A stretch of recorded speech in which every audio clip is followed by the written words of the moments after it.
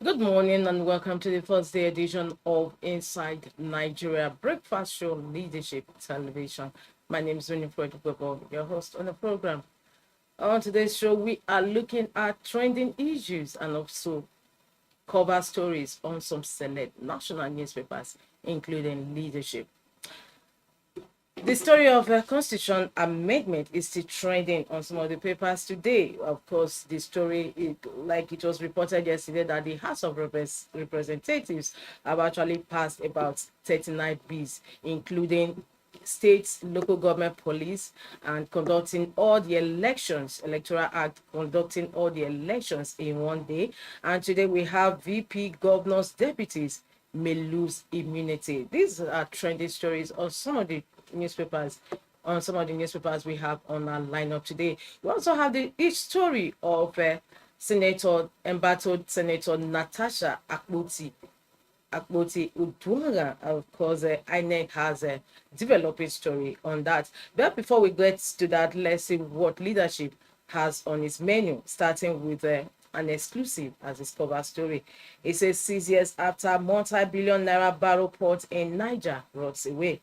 6 years after multi-billion-naira Baro port in Niger rots away. Facilities, warehouse overtaken by weeds. Work on access roads abandoned. Host communities express frustration. We also have the pictures just beneath the leading story. 6 years after multi-billion-naira Baro port in Niger rots away. Facilities, warehouse overtaken by weeds. Work on access roads abandoned. Host communities express frustration. From that, we move over to the second trending story. Like I said earlier, mentioned earlier, the story of Senator Natasha Akpabio. Read yesterday, the INEC did say that they have received the contact addresses of the 250,000 petitioners who filed petition for the recall of the embattled senator. And in a press release yesterday signed by the National Commissioner, Chairman, Information and Voter Education Committee, Sam Olumekon, MNI. The press release says update on the recall of the senator representing Kogi Central Senatorial District.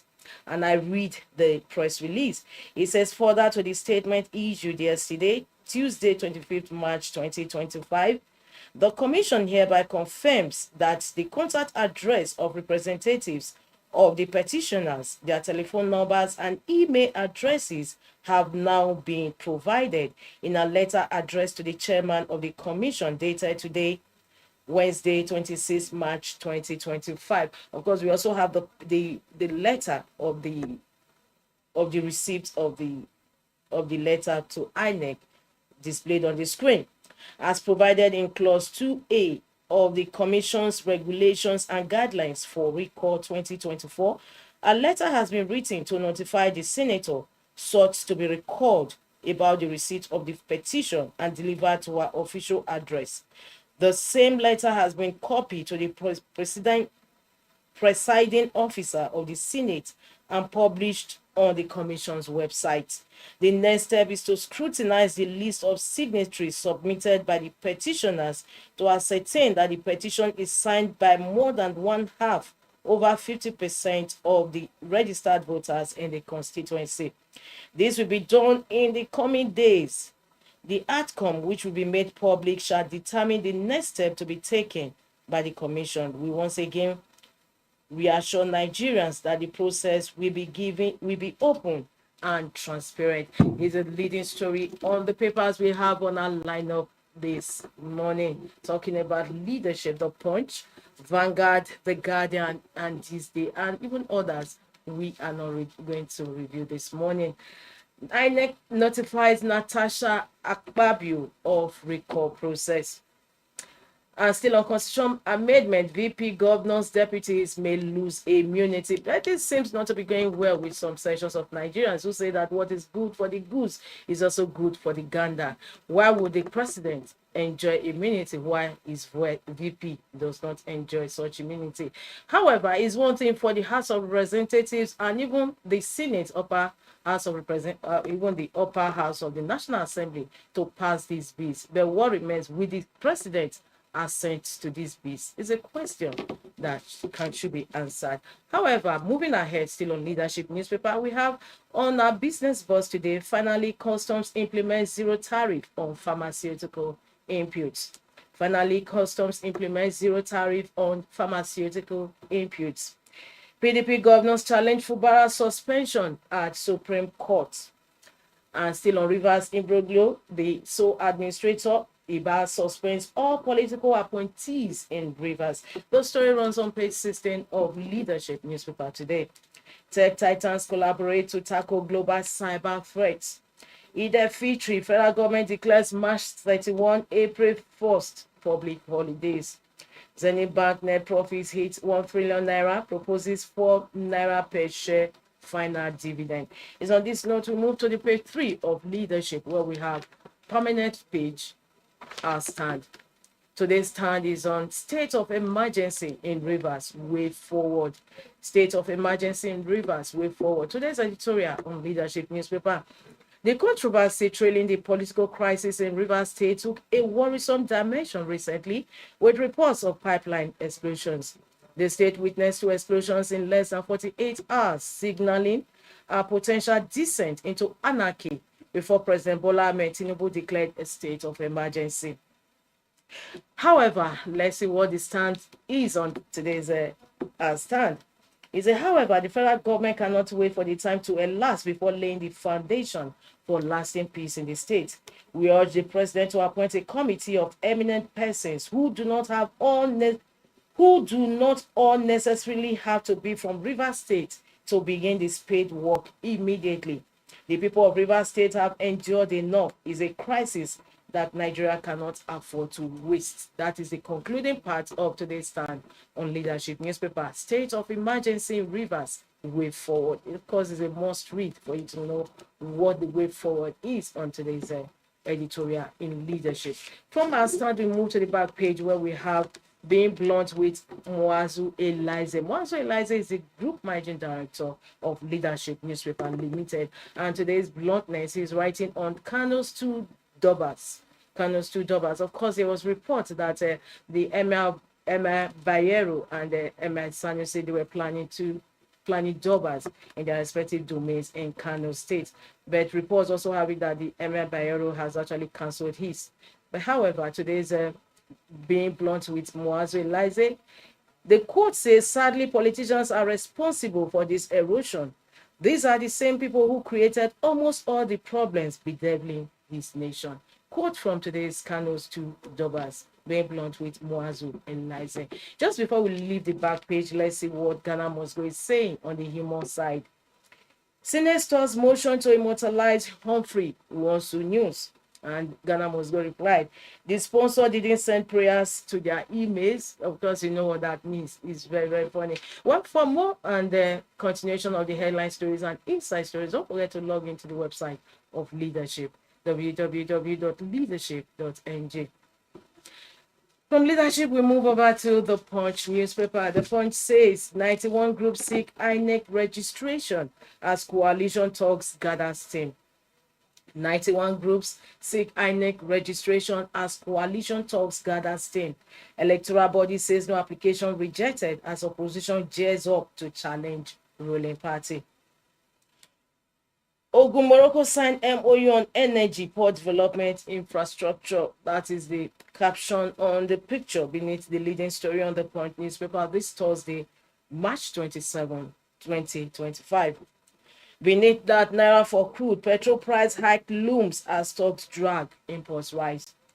2 to die by hanging for murder in Plateau. New constitution, Ayanku, Yakasai, or Shoba to meet National Assembly.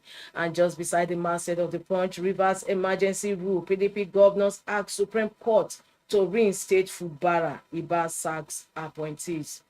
And atop the masthead, legal profession facing ethical challenges, says CJN. Natasha recall, INEC notifies Senate as constituents amend petition. States oppose bill seeking immunity removal from VP governors' deputies. Of course, like I mentioned earlier, no state governor and even the president will assent to this bill. States oppose bill seeking immunity removal from VP, governors, deputies.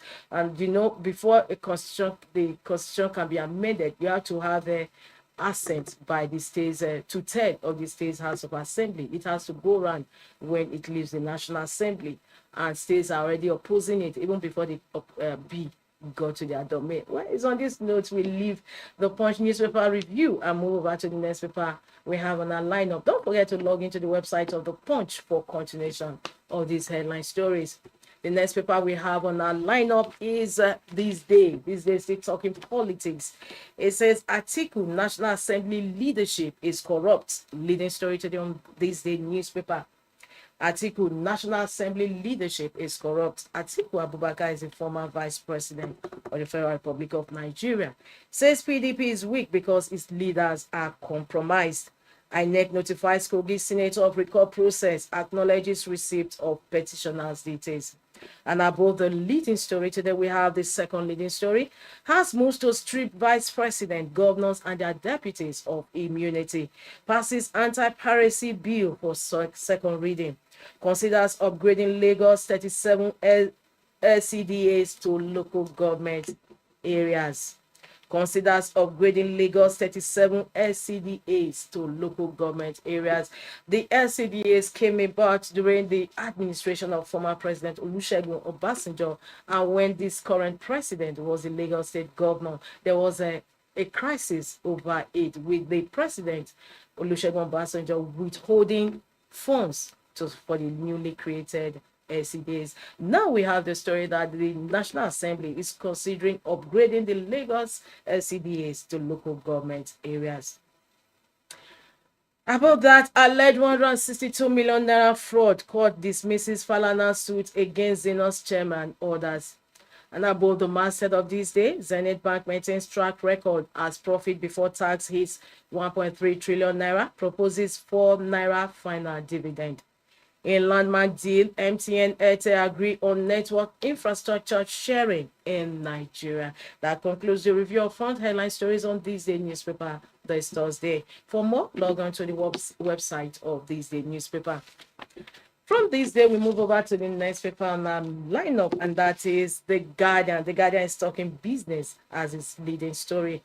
National automotive policy in limbo, 136 billion naira investment stock. The story continues on page 6 of The Guardian.